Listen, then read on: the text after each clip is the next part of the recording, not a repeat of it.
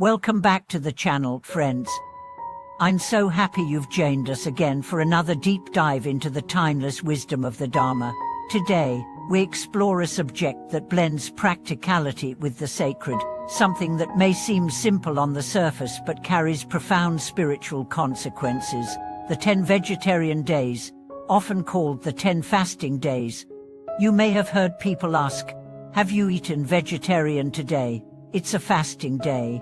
Or perhaps you've come across a calendar marking days like the 1st, 8th, 14th, 15th, 18th, 23rd, 24th, 28th, 29th, and 30th of the lunar month. These are not random.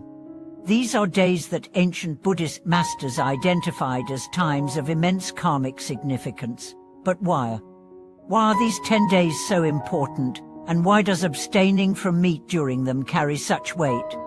Let's take this slowly and deeply, because behind the simplicity of not eating meat lies a universe of cause and effect, a structure of compassion, and an invisible energy shift that touches not just your body, but your mind, your karma, and even the collective consciousness of the world. In Buddhist teachings, these 10 days are not just suggestions, they are considered cosmic checkpoints, moments when the veil between actions and their karmic consequences is thinnest.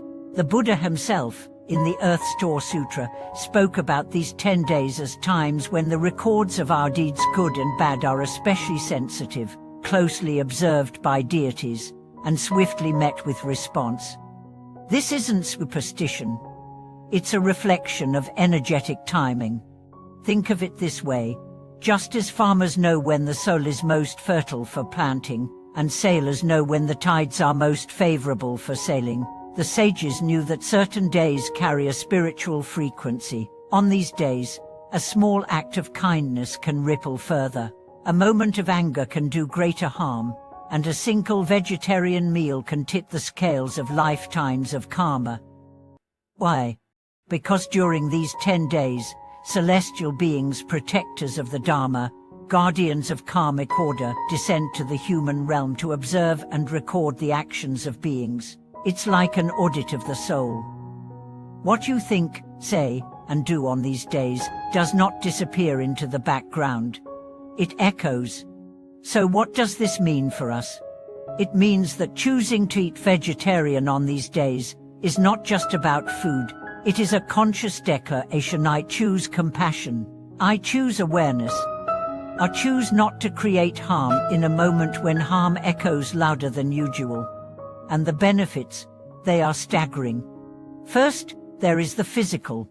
Countless studies today confirm what sages knew centuries ago. A plant-based diet reduces inflammation, enhances clarity, balances energy, and even boosts emotional stability.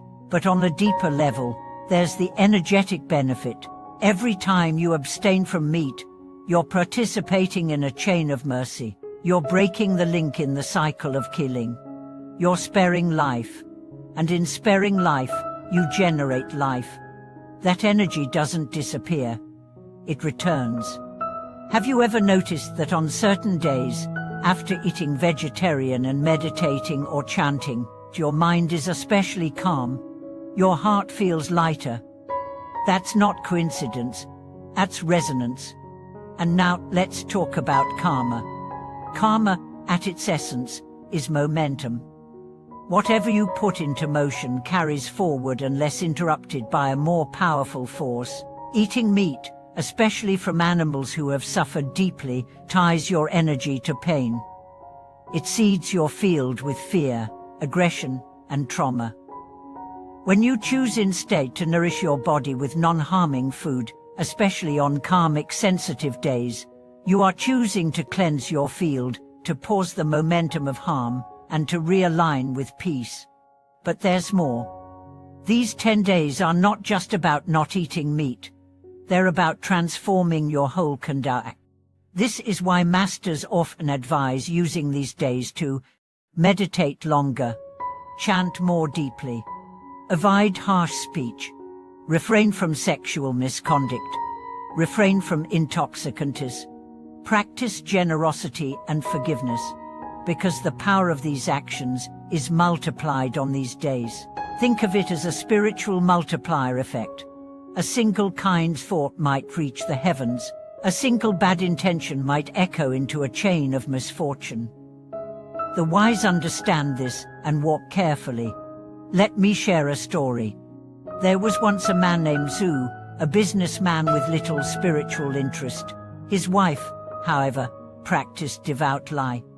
She encouraged him to observe the 10 fasting days. Initially, he mocked the idea. How can skipping meat make any difference in my life? But out of respect for her, he agreed just for 1 month. During those 10 days, she also asked him to avoid lying, limit his drinking, and reflect each night on his behavior. Something shifted. By the 3rd fasting day, he noticed his temper had lessened. By the 5th, he found himself spontaneously forgiving a debt owed to him. By the 8th, he'd made a generous donation to a local orphanage. And by the end of the month, he said, "I feel like I've shed a skin I didn't know I was wearing." Years later, he attributed the most peaceful, prosperous period of his life to the moment he agreed to change, not permanently, not perfectly, but sincerely, for those 10 days each month. This is the magic of these days. They don't demand lifelong vows. They invite you to begin, to step away from harm and toward light, even if just briefly. And in that stepping, something ancient and beautiful within you begins to stir.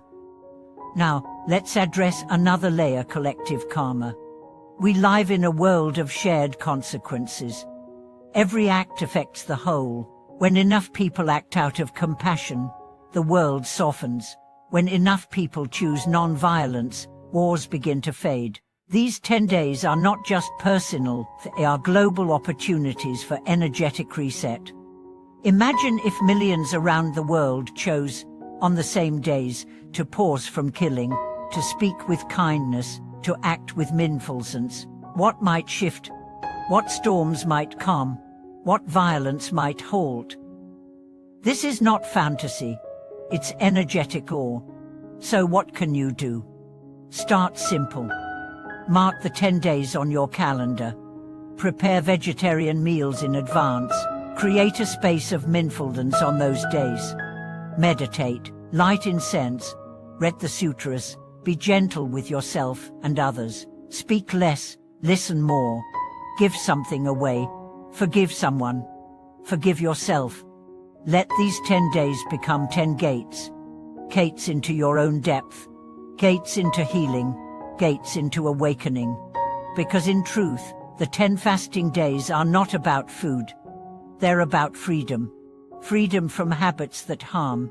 Freedom from unconscious living. Freedom from karmic entanglement. And ultimately, freedom to remember who you truly are: a being of light, of awareness, of infinite compassion. Thank you for watching this video. I hope this message inspires you to explore these sacred days with fresh eyes and an open heart. If you've already observed these days, share your experience in the comments. What have you noticed? What has changed?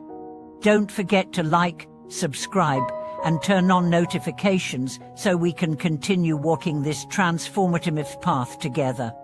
Until next time, may your days be mindful, your meals compassionate, and your life aligned with the highest truth.